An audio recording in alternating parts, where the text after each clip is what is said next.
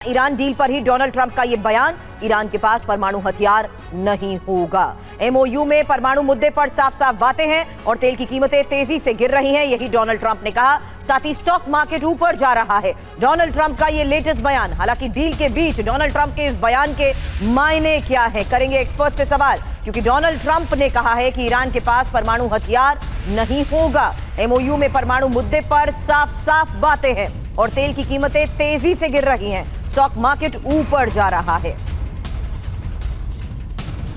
तो straight of Hormuz पर भी डोनाल्ड ट्रंप ने दावा किया है। क्या कहा है? हॉर्मूज से तेल टैंकर्स का निकलना शुरू हुआ है। कई जहाज तेल लेकर इस अहम समुद्री मार्ग से आगे बढ़ रहे हैं। दरअसल ट्रंप ने social media platform truth social पर यह पोस्ट लिखा और जानकारी दी कि कई जहाज जो तेल से लदे हुए हैं हॉर्मूज से निकलना शुरू कर चुके हैं।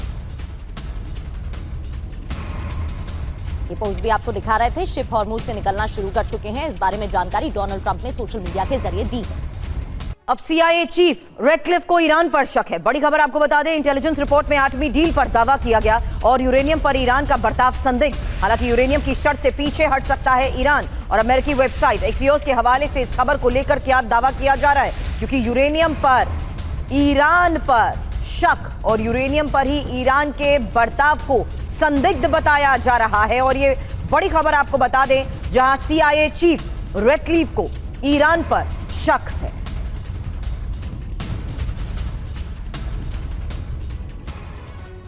तो सवाल कई हैं, यूरेनियम पर दगा करेगा ईरान क्या? सीआईए चीफ को शक है। क्या बयान दिया गया है? यूरेनियम की शर्त से मुकर सकता है ईरान, ये बात कही गई है। इंटेलिजेंस रिपोर्ट में एटमी डील पर पर्दाफाश हुआ है। यूरेनियम सरेंडर से पीछे हट सकता है ईरान, ये शक जताया गया है। दरअसल ईरानी अधिकारियों की चर्चा डील से मेल नहीं खाती, ये भी बात कही गई है। और ईरान के इरादे डील पर दगाबाजी वाले हैं। 2 से 3 हफ्तों में ईरान की गंभीरता साफ हो जाएगी। एटमी डील कंफर्म होने पर ही प्रतिबंधों में ढील दी जाएगी, ये बात भी कही गई है। एक्सियोस के हवाले से आपको डिटेल बता रहे हैं। बड़ी बात यह है कि डील पर डोनाल्ड ट्रंप की टीम में भी मतभेद की खबरें हैं। रेडक्लिफ, मार्को रूबियो, हेक्सेट को शक है। डील के पक्षधर जेडी वेंस, विटकॉफ और कुशनर हैं। तो अलग अलग यहां पर भी मतभेद देखने को मिल रहे हैं। ब्रिगेडियर शरदेंदु सर, 72 घंटे से ज्यादा का समय अभी बचा हुआ है। जिनेवा में हस्ताक्षर होने अभी बाकी हैं।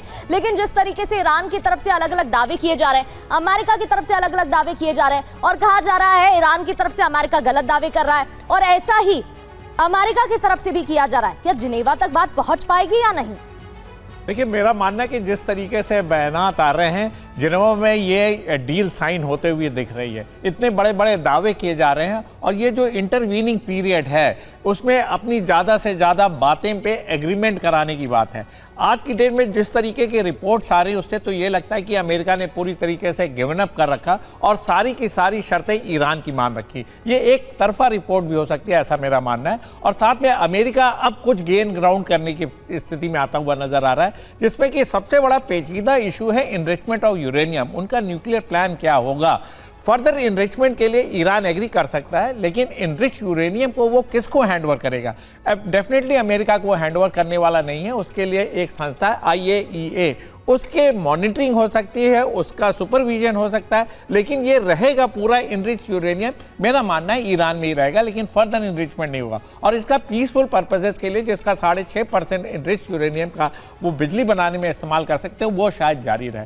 लेकिन कई ऐसी चीज़ें हैं जैसे स्ट्रेट ऑफ हॉर्मूज का खुलना, मेरा मानना है कि ये तय ये खुलेगा। इसके लिए एक कंडीशन है, अमेरिका ब्लॉकेड हटाए, स्ट्रेट ऑफ हॉर्मूज खुले। लेकिन काउंटर बयान जब आप बोलते हैं कि आज की डेट में ईरान कहता है वो सर्विस टैक्स उस पर लेगा, तो इस तरीके का स्पेकुलेशन देखिए कुछ दिनों तक बना रहेगा। लेकिन जब ये डील साइन हो जाएगी तो स्ट्रेट ऑफ हॉर्मूज पूरी तरीके खुलेगा और वो 28 फरवरी वाली स्टेट में जाएगा। ब्लॉकेड हटाइए, इसमें इतना समय नहीं लगता, जिसके लिए 30 दिन का समय माना जा रहा है। अगर ब्लॉकेड हटाना है तो आप 15-20 नॉटिकल माइल पीछे आइए, सारे अपने जंगी जहाजों को बाहर निकालिए और फायरिंग बंद कर दीजिए, जिससे कि जो जहाजों पे तेल लदा हुआ वो वहां से निकल सके। इसके एवज में स्ट्रेट ऑफ हॉर्मूज खुल जाएगा। लेकिन अगर आप उसमें काउंटर पेनिट्रेशन की डोनाल्ड ट्रंप कह रहे हैं आंशिक रूप से स्ट्रेट ऑफ हार्मूज खुल चुका है, लेकिन ईरान अभी तक ये एडमेंट है कि वो स्ट्रेट ऑफ हार्मूज से गुजरने वाले जहाजों से शुल्क लेगा। हालांकि कंफ्यूजन और मुद्दों पर भी है, क्योंकि अमेरिका ईरान डील में ही $300 मिलियन यानी 28 अरब रुपए का पेच भी फंसा हुआ है। ये अगली बड़ी खबर है। एमओयू में लिखा ईरान को 28 अरब मिलेंगे और ट्रंप ने 28 अरब रुपए देने से इनकार कर दिया है। डोनाल्ड ट्रंप ने ट्रूथ पर लिखा है ये फर्जी खबर है। ये खबर डेमोक्रेटिक सांसद फैला रहे हैं। डोनाल्ड ट्रंप की तरफ से फिलहाल इसको लेकर भी एक और पोस्ट, जिसमें उन्होंने ये साफ तौर पर कहा कि किसी तरीके का कोई पैसा 28 अरब डॉलर नहीं मिलेंगे।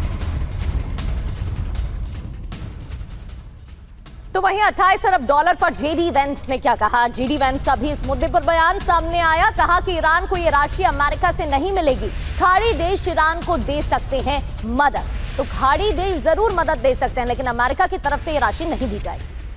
हालांकि ईरान को फंड देने पर ही मतभेद को लेकर निनाद सेठ अगला सवाल आपसे करूं, उससे पहले फंडिंग की शर्त को डीकोड करते हैं, क्योंकि जेडी वेंस ने कहा ईरान को 28 अरब रुपए देंगे और ट्रंप ने फंड देने से इनकार किया। हालांकि एमओयू में न्यूक्लियर शर्त मानने पर ही फंड और अंतिम समझौते पर ही प्रतिबंधों में छूट भी संभव।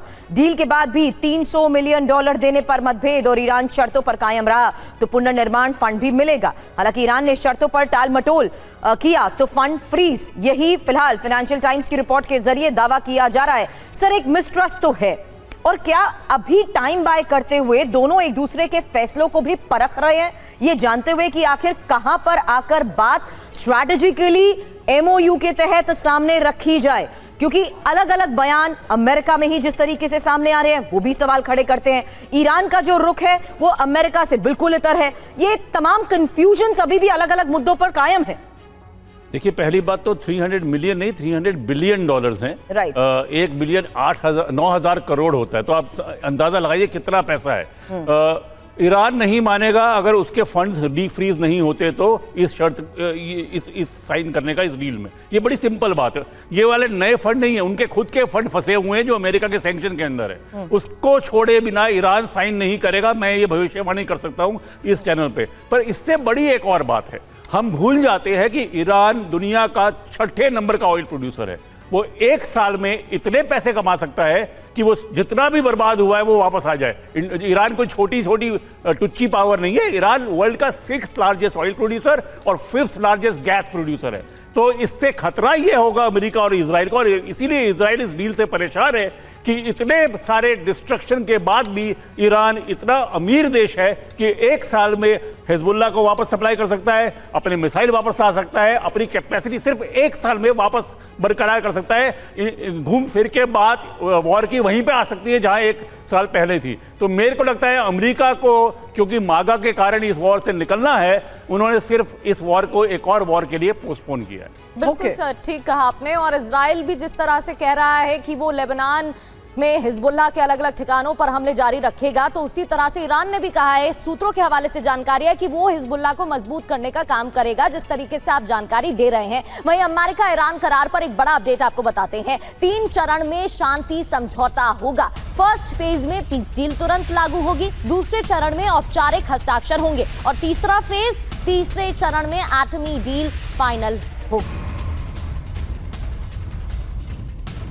हालांकि इसको लेकर एक बड़ा सवाल है, ईरान से करार ट्रंप की जीत या हार? क्योंकि पहले चरण के बारे में जानिए, जहां फर्स्ट फेज में ही डील तुरंत लागू और लेबनान समेत सभी मोर्चों पर युद्ध विराम। हालांकि ईरान से सैन्य ब्लॉकेड भी अमेरिका हटाएगा।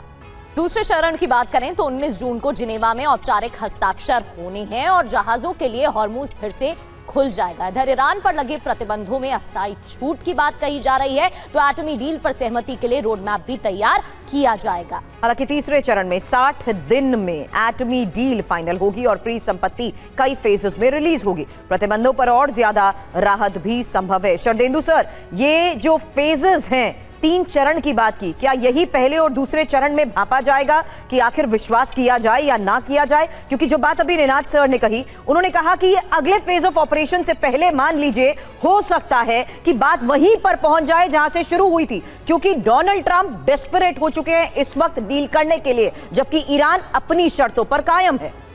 देखिए, टाइमिंग ऑफ डील देखना पड़ेगा। इस समय जो डील का जो टाइमिंग सेलेक्ट किया गया है वो G7 की मीटिंग चल रही है, साथ में अमेरिका के मिड टर्म इलेक्शन होने हैं और साथ में कहीं ना कहीं अमेरिका अलग थलग पड़ता जा रहा है। डोनाल्ड ट्रंप ने बेंजामिन नेतन्याहू के लिए बोला कि आप विश्व में अलग थलग पड़ रहे हैं, लेकिन मेरा मानना है कि आज की डेट में अमेरिका भी अलग थलग पड़ता हुआ जा रहा है, तो उसके लिए ये डील बहुत ही जरूरी थी। और ये देखिए 100 दिन के वॉर के बाद अप्रैल से वहाँ सीज फायर का कंटिन्यूएशन है, बीच बीच में छुटपुट घटनाएं हुई हैं, लेकिन जो एक मिसट्रस्ट है उसको दूर करने के लिए ये फेजिंग मेरा मानना है ठीक है। देखिए, न्यूक्लियर एक अहम मुद्दा है, उसके लिए 60 दिन चाहिए। क्या डिस्पोजल होगा, कैसे एनपीटी साइन होगा, कैसे उनके न्यूक्लियर प्लान पे रोक लगेगी, कैसे ईरान को बाध्य किया जाएगा कि वो अपना न्यूक्लियर प्लान छोड़ दे और एटम बम ना बनाए, तो उसके लिए समय चाहिए। वो अक्रॉस द ट्रिपल फेजेस में बात होगी, लेकिन जो पहली 2-3 चीजें हैं वो बिल्कुल सही हैं। आप सीज फायर करिए, एग्रीमेंट साइन करो, और इस एग्रीमेंट में ईरान का बिल्डअप, स्ट्रेट ऑफ हार्मुज खोलना, उसके ऊपर जो सैंक्शन लगाए ग्रेजुअली खत्म करना,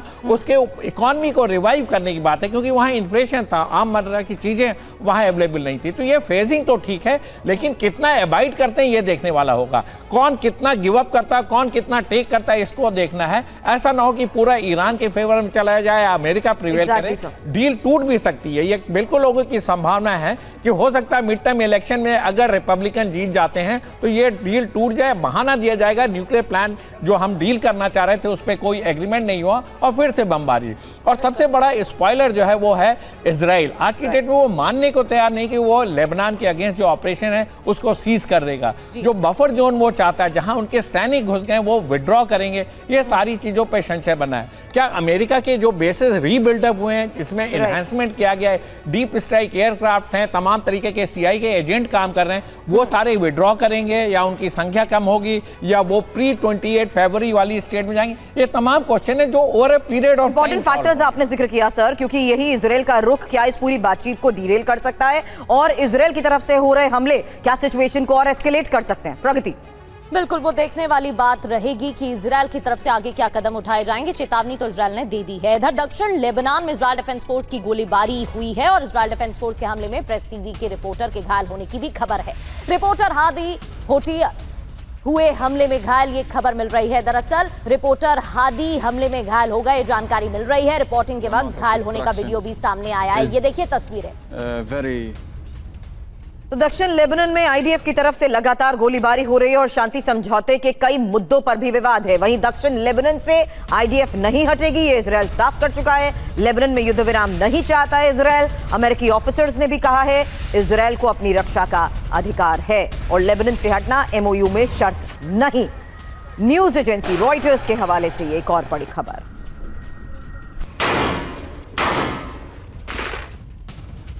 अब ये भी जान लेते हैं कि आखिर डील में विवाद कितने हैं। अलग अलग मुद्दों पर अलग अलग दावे जरूर किए जा रहे हैं। एमओयू में सहमति खतरे में है क्या, सवाल ये भी।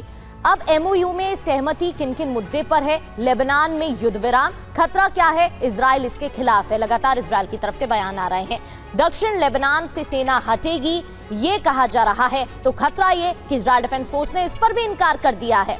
तीसरा मुद्दा ये भी है कि ईरान ने कहा है जल्द फंड मिलेगा। खतरा ये है कि यूएस नकद रकम नहीं देगा। ये यूएस के अलग अलग नेताओं की तरफ से बयान आ चुके हैं। ईरान को पुनर्निर्माण फंड चाहिए ये कहा गया है ईरान की तरफ से। खतरा ये कि ट्रंप ने कहा है वादा नहीं किया है। अब वादा नहीं किया है तो आगे वो मुकर तो नहीं जाएंगे, ये भी सवाल है। न्यूक्लियर पर 60 दिन का फ्रेमवर्क तैयार किया गया है, लेकिन कोई ठोस रोड मैप अभी भी नहीं बना है। इसको लेकर भी खतरा है।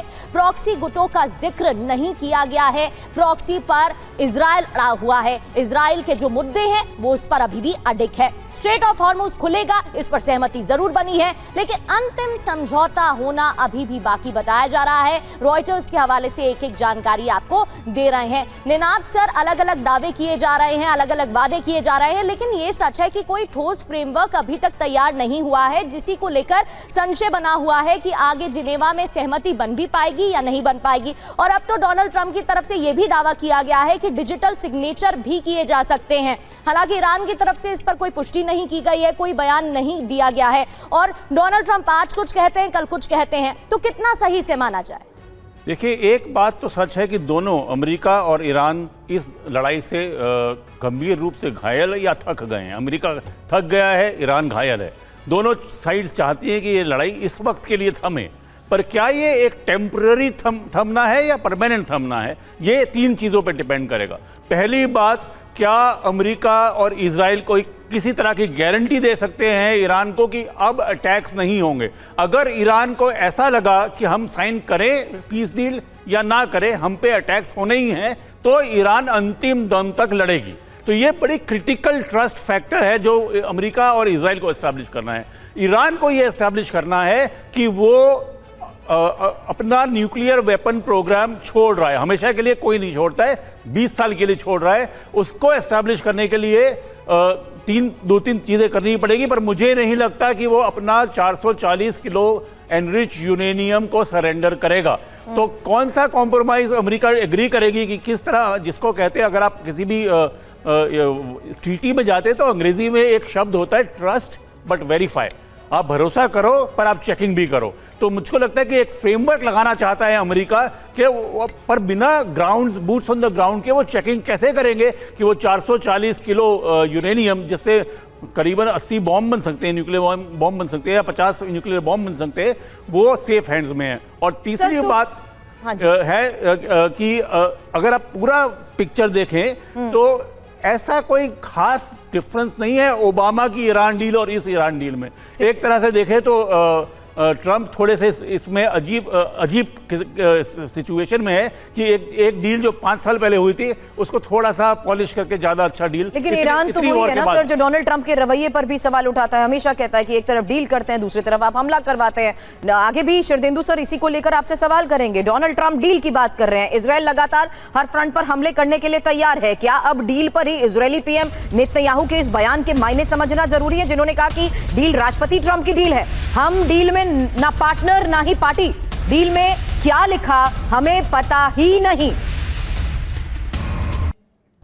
नेतन्याहू को आप सुन रहे थे। युद्ध की शुरुआत अमेरिका इजराइल ने की, लेकिन अब इजराइल अलग और अमेरिका के अलग दावे। यूएस का क्या दावा, ईरान ने क्या जवाब दिया है? डील होने तक ईरान के आसपास सेना रहेगी, तो ईरान का जवाब, ईरान को प्रतिबंधों से राहत मिलेगी। यूएस ने कहा ईरान परमाणु हथियार नहीं होगा, नहीं बनाने देंगे तो अमेरिकी नाकाबंदी हटेगी, ये ईरान की तरफ से जवाब दिया गया है। हालांकि ईरान ये भी कह चुका है कि संप्रभुता का सम्मान करना होगा, और जबकि यूएस दावा 300 बिलियन डॉलर देने की बात ही झूठी है। ये कह रहा है डील नहीं तो हमला करेंगे, और ये अंतिम समझौता नहीं है। ईरान इसको लेकर अपना रुख पहले ही साफ कर चुका है। हालांकि ईरान ये जवाब दे चुका है कि सभी विकल्पों के लिए वो तैयार है, जबकि यूएस दावा कर रहा है कि परमाणु कार्यक्रम को लेकर भी बातचीत होगी। इजरायल का दावा है संघर्ष अभी खत्म नहीं हुआ है, जबकि आईआरजीसी ये साफ कह चुकी है कि हिजबुल्लाह का प्रदर्शन बहुत अच्छा है।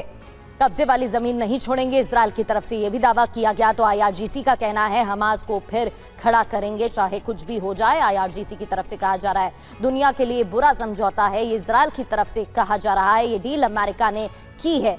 वहीं आईआरजीसी की तरफ से भी कुछ और दावे किए जा रहे हैं। कुल मिलाकर अलग अलग दावे देखने को मिल रहे हैं। सर यही एक सवाल इसलिए पहले शरदेंदु सर किया था कि टाइमिंग इंपॉर्टेंट है, डोनाल्ड ट्रंप डेस्परेट है, लेकिन डोनाल्ड ट्रंप का एक तरफ पीस और डील के लिए ये झुकाव, दूसरी तरफ इजराइल को खुली छूट देना कि वो हमले कर ले, क्या ये बयानबाजी भी महज सिर्फ एक प्रोजेक्शन है?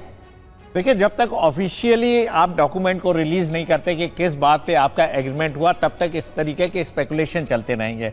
ये सारी चीज़ें छन छन के आ रही हैं, और एक बयानात को लीड करता है दूसरा बयानात, इसको माना जा रहा है। और जब से नेतन्याहू का स्टेटमेंट आया, जिस तरीके से इजराइल के सेंटिमेंट है, वो कहीं ना कहीं चाहता है कि ये युद्ध चलता रहे। वो लेबनान को पूरी तरीके से अपने गिरफ्त में लेना चाहता है, अपने नॉर्दर्न इसराइल को वो पूरी तरीके से सिक्योर करना चाहता है, और जो उसने गेन किया है ग्राउंड, वो किसी भी हालत में छोड़ना नहीं चाहता है। ये अनफिनिश्ड वॉर हो जाएगा उसका हिजबुल्लाह के अगेंस्ट, और जब हिजबुल्लाह सरवाइव करता है तो हमास को भी एक स्ट्रेंथ मिलती है। और साथ में प्रॉक्सीज को स्ट्रेंथनिंग रोकने की कहीं ना कहीं बात नहीं हुई है, इससे भी वो खपा है। जब सीज फायर का एक कंप्रेहेंसिव पैकेज है, तो ईरान को भी बढ़ के बोलना पड़ेगा कि वो अपने प्रॉक्सीज की मदद नहीं करेगा अगेंस्ट इजराइल।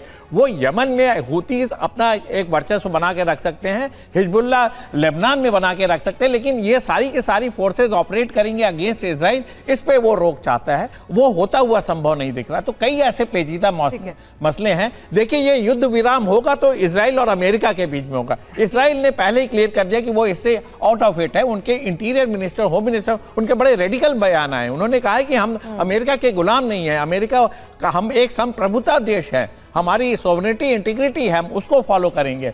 तो ये जरूरी नहीं कि इजराइल पूरी तरीके से अमेरिका की बात माने, लेकिन देखिए मिडिल ईस्ट में अगर आप पीस चाहते हैं तो आपको टू नेशन थ्योरी के लिए जाना पड़ेगा, पैलेस्टाइन के इशू को एड्रेस करना पड़ेगा, और ये सारी छोटी मोटी चीजें अपने आप रिजॉल्व हो जाएंगी। लिहाजा अभी जो विश्व इफेक्टेड है वो इन्फ्लेशन से इफेक्टेड है, ऑयल क्राइसिस है, एनर्जी क्राइसिस है, इसको दूर करना सबसे ज्यादा जरूरी है। इस युद्ध का देखिए सबसे ज्यादा असर पूरे वर्ल्ड इकोनॉमी पड़ा है, वर्ल्ड का कोई हिस्सा इससे अछूता नहीं रहा। लिहाजा ये डील जरूर साइन होनी चाहिए स्विट्जरलैंड में फ्राइडे को, जिससे कि चीजें आगे का रास्ता खुले। और ईरान ने अपना हमेशा स्टैंड क्लियर किया कि वो डायलॉग एंड डिप्लोमेसी के लिए है। अब डोनाल्ड ट्रंप किस एक्सटेंट तक जाके चीजों को मानते हैं ये देखना पड़ेगा। बिल्कुल सर, वो देखने वाली बात रहेगी। फिलहाल नाकाबंदी जरूर स्ट्रेट ऑफ हॉर्मुज से हट गई है, जिसकी वजह से राहत मिलेगी अलग अलग देशों को। युद्ध के बाद पहली बार नजर आए IRGC कमांडर इस्माइल कानी।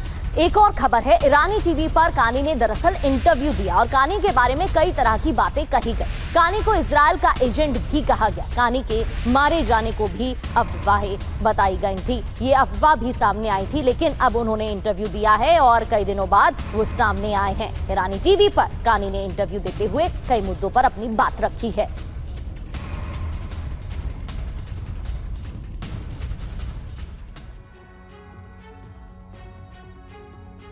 IRGC के रहस्यमय कमांडर की फिर एंट्री, यही बड़ी खबर है। युद्ध के बाद पहली बार नजर आए हैं कानी और IRGC के अहम कमांडर इस्माइल कानी को लेकर यह खबर, जहां ईरानी टीवी पर कानी ने इंटरव्यू दिया। कानी के बारे में अलग अलग अफवाहें भी उड़ी थी।